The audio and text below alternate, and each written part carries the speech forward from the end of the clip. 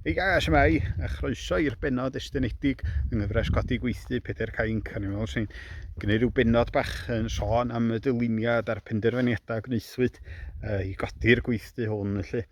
Mae yna rhyw 2 flynedd o waith cynllunio wedi bod ers i mi benderfynu fod angen gweithdy newydd i'r busnes.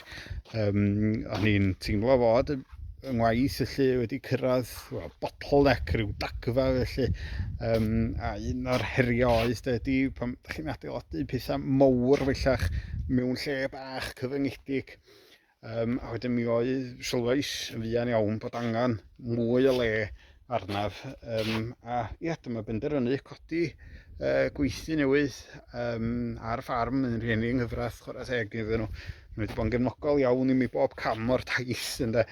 A wedyn, dwi ddiolchgar iawn am hynny, dweud gwir. Wedyn benderfynais i rhyw 2 flynedd yn ôl, pan ni'n dechrau ymchwilio i feddwl, sut ai ati i wneud, a ni'n rhyw led ystyried ella codi rhywbeth o blociau breics, ond o'n i'n awyddus iawn i wneud y gwaith yma, fy hun hefyd, neu benna mwyn arbad pres, ond hefyd, dyma maes i, dwi'n fwy reit ymarferol, felly o'n i'n gyndyn iawn o dalu rhywun i wneud y gwaith drosto, felly. Ond fodd bynnag, o'n i'n teimlo'n anghysurus iawn, yn anghyfforddus a dweud gwir, i godi rhyw adeilad sylweddol a blocia neu breics. Wedyn ystyriais am chydig wedyn adeilad ffram fetal a'i chladio ffren, ond mi oedd cost y fframio yna'n arswydus de, a mi oedd cost oedd bob peth bron yn y cost dderbyniais am y drysau falle i gyd yn cael ei ystyried ar fath optional extras, felly mi oedd y cost yn uchel yn barod a mi oedd yn cynyddu ymhellach. Felly gnoci'r syniad yna ar ei ben y fuan iawn. Felly benderfynais yn diwedd mynd efo'r hynny dwi'n gyfarwydd ag o ynde. Yr unig maes dwi'n gyfforddus yn gweithio ynddo, sef coed. Ac yn benodol yn gafod cyfaill i ni fan hyn, Seimon, a felin coed lawr y dyffryn yma 7 milltir i ffwr, yr enw coed Dinefwr y byddanta yn gallu melinio y coed o'n i angen i'r meintia a'r trwch a bob peth o'n i angen, a ni'n mynd gorfod. Dwi wedi gallu ordro'n union beth sydd ei angen, dwi'n wedi gorfod ordro yn ormod, oes am ryw rhestra aros hirfaith na'n byd, a mi o'n leol hefyd ynde. Lle benderfynais i godi rhywbeth o goed ynde. Wedi am y sgiliau a'r tools a falle gennau. A wedyn o'n i'n bendroni dipyn de, wedyn sut i fynd ati, o'n i'n led ystyried, a i jyst llwyth o waliau 4x2, a wedyn jyst cladio fo. A wedyn, o'n i'n rhaid ansicr a fyny, dyma mi'n ffonio cyfaill i mi, sy'n byw myny'n Aberdaron. Mae o'n sair coed hynod wych, Sean Dorkins di enw, Dorkins Joinery ar Instagram. O'n adeiladu bob fath estyniadau fframio pren, a hefyd fo sy'n gyfrifol am wneud y gwaith adfer ffenestri lot ar bythynod ar Ynys Enlli. Mewch draw i weld ei gwaith. A dyma fi'n cysylltu fo, a dyma'n deitha fi'n sydd, pam wneud dim rhywbeth fwy traddodiadol de.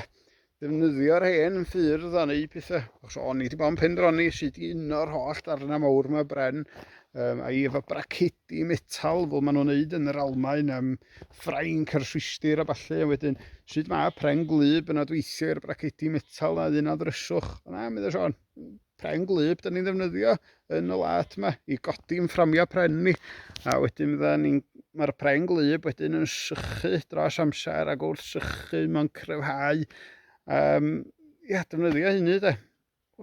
Siwr iawn, mae'r sgiliau, mae'r hen wers na'n dydy weithiau, da ni'n edrych gymaint ar dyfodol o sut ffyrdd newydd i wneud pethau yn byr aml.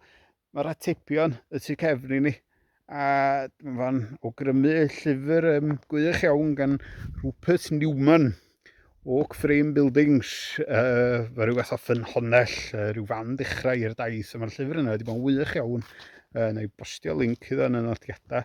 A wedyn dechrau ar y gwaith mawr de, o feddwl a dylunio'r ffram.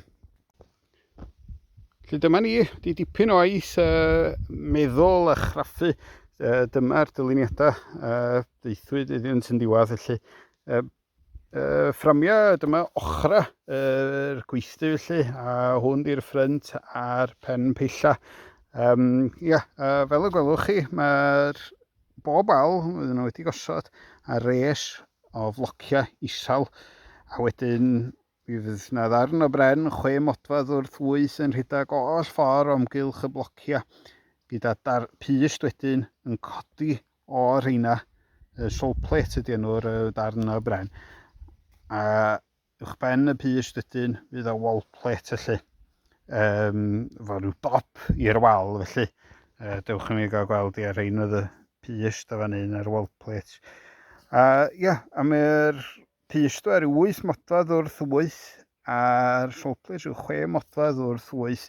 A wedyn rhwng y pyst yna le wedyn i mi allu osod wal stud felly.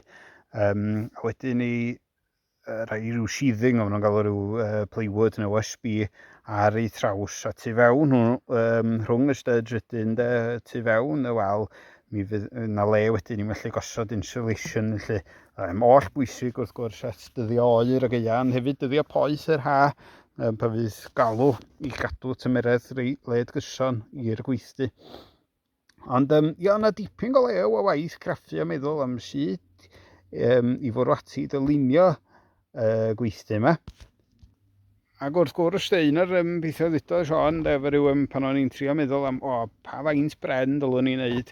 Wel, ti'n gorfod defnyddio y pren un sydd ar gael, ond hefyd be fy'n union fedri di godi. Wrth gwrs, yna ni'n meddwl wedyn, wel, sut yn union fyddai'n codi'r gweithdy, dechreuais i dylunio nôl o'r pwynt hwnnw i radda. A'r system feddylis amdano oedd system lle os ni'n gallu gollwng bob dim i'w le wedi mi fenthyg fforclifft ar gyfer codi'r ffram bren. A yr system yna yn benodol di gwneud hyn o bob un uniad, bob un wan jack ar y ffram yma, maen nhw i gyd yn uniadau vertical. Felly mae modd jyst gollwng bob peth i'w le, un ar ôl y llall, bob un cydradd. Does am un angen i allu gorfod tynnu rhywbeth fewn ar ryw ongl annifyr i finna felly. Mae bob peth mae'n system, dwi'n gobeithio bydd bynnag, fydd yn galluogi'r ffram wedyn i gael ei godi yn reit gyflym a dim ond gan ddau yn ni lle de. Fel y gwelwch chi, mae yna dipyn o bwysau i lot ar y prenia yma. A wedyn, y lleia, neu'r fwyaf syml yw'r gwaith de, wel y gorau holl ydy hynny lle. A wedyn mae fydd y waliau, mi fydd y wal fydd yn rhedeg ar hyd y blocia fanna, fydden nhw'n cwrdd wedyn yn y postyn yma, a wedyn mi fydd hwn wedyn yn sleidio y tu ôl i'r sole plate fanna. A'r bwriad ydy wrth gwrs pan mae'r pren wedyn yn dechrau newid ei siap wrth trychu, chwch chi ddim rhyw fwlch o ryw hanner modfadd yn ymddangos yma'n hyn felly. Ond mae'r ffram bren yn fframio pren fel hyn, ffordd cwbl arbennig o wneud y gwaith. Os welwch chi'r rhai o'r staciau sydd gennau, mae yna stac mwy draw fanna, ond mae'r oll uniadau fel hyn wedyn yn cael ei paratoi ymlaen llaw. Mae bob dim wedi marcio i rhifo, dwi'n gwybod yn iawn lle mae bob peth i fynd. Mae o'n system sy'n, pan mae rhywun yn gweithio ar ben ei hun, mae system lle mae modd gweithio rhywbeth wedyn symud o'i gongol yn system hynod o effeithiol rhaid mi ddeud.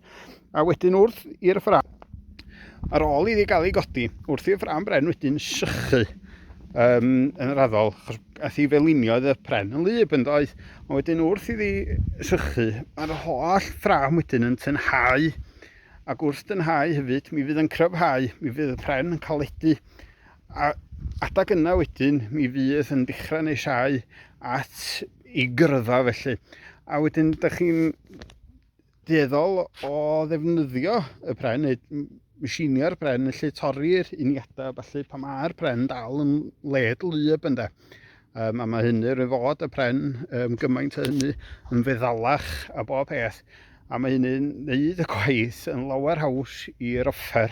Chos os driwch chi fyth llifio efo lli gron, neu rhyw ddarn o dderwn o beth sydd wedi sychu ys canrif neu ddwy, fe welwch chi gymaint mae'ch lli'n stryglo. Wel, pan godwyd yr hen adeiladau derwn y gynta, derw glyb y bydda wedi bod, a union yr un egwyddor ydy'n ffram una fan hyn, felly yr unig ochr anffodus i'r sefyllfa, pan mae pren yn lyb.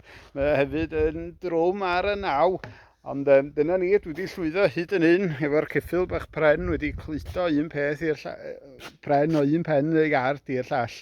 Ond ia, mae o waith trwm, ond mae hefyd o waith sy'n wedi dod â dipyn o blesiar. Dwi wirioneddol wedi mwynhau ymgymryd ar job yma. Ia, wedyn wrth i mi hefyd un o'r penderfyniadau mawr, so felly mi sôn amdano pa bren i'w ddefnyddio. Yn aml iawn mewn fframio pren traddodiadol, fe welwch chi bobl yn defnyddio derw. Wrth gwrs, mae'n bren cynhenid traddodiadol, mae'r graen yn odidog, ond mae hefyd yn bren cry ar y naw, ond a'r ond mawr ydy, mae hefyd yn bren go ddrud. Ia,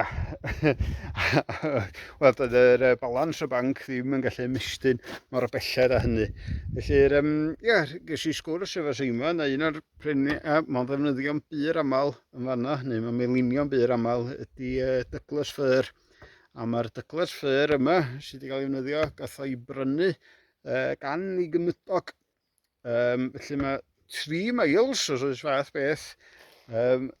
Gweithlu yma yn ryfeddol o fyr. 7 milltir o fan hyn ydy'r felin, a ydy'r pren wedi dod o fawr chydig iawn yn bellach na fanna.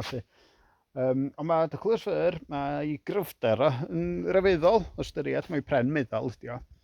Dydy o ddim yn newid I siap. Normod yma derw a gallu newid I siap yn arw iawn wrth sychu. Mae'n rhywbeth sy'n peri sioc weithiau.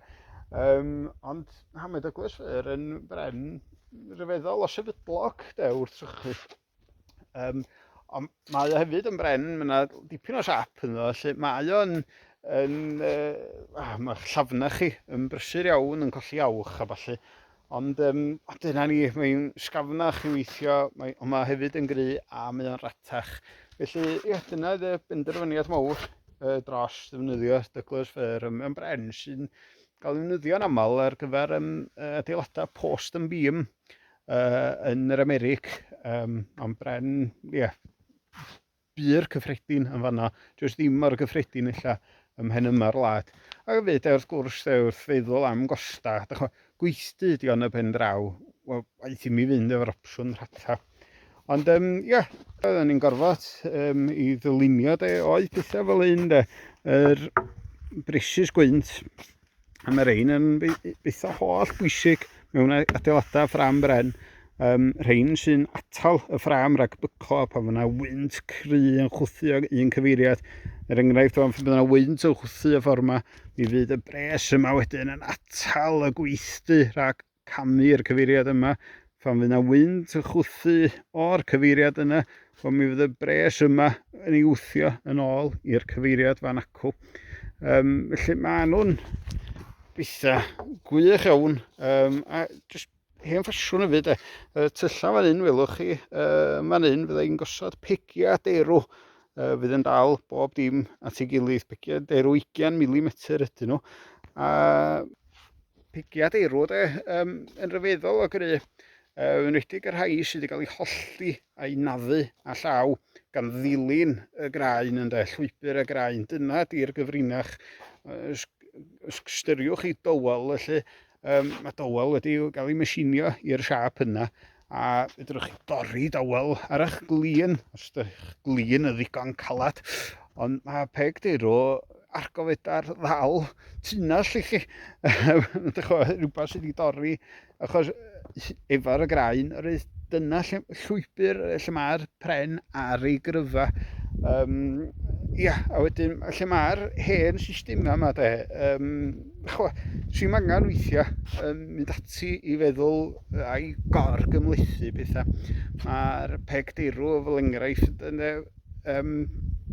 ia, mae'n gallu plygu hefyd i siap fel mae pethau yn sychu a dal cynnal y cryfder hwnnw tra fod ysdefnyddiwch chi ormod o bollta. Wel, fel mae pren yn dechrau sychu a chrebachu, wel mae'r bolla'n dechrau llacio, wel mae'r adeilad yn llacio wedyn yn dydy. Ydych chi rili ddim eisiau hynna. Ond ia, un o'r pethau welwch chi, dewch chi'n rownd. Fan hyn wan de, hwn di canol y postyn yma, lle postyn yma 6 metr o hyd. Hwn di'r canol, a da chi'n defnyddio'r pyst yma lle mae'r canol yma yna, lle da chi'n nid yn siŵr wrth ddewis postyn bod y canol yn rhedag ei hyd, felly achos neitha ddim holl rhedag heibio'r canol holl ffordd drwodd, felly mae'r cryfder yn parhau wedyn drwy'r postyn gyfan, neu fydd hi ddim yn hollti dan bwysa.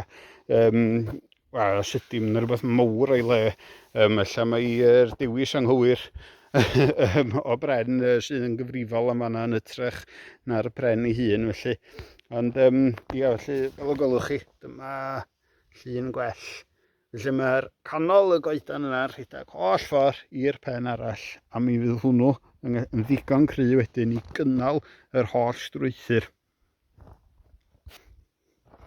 Ia, felly dyna di'r myfyrdoda am y tro. Mae'n dechrau hwyrhau wan, bryd i fynd adra am y swpar. Ond ia, gobeithio eich fod wedi mwynhau'r benod. Os ydych chi efo cwestiynau neu sylwadau i wneud, allwch chi sylwadau i wneud, groeso chi gysylltu â mi, sy'n neud ngora glas i'w hatab, neu sy'n rhai'r hatab fel dwi'n weld pethau lle. Ond ia, bob hwyl am y tro, da bo, da rawan.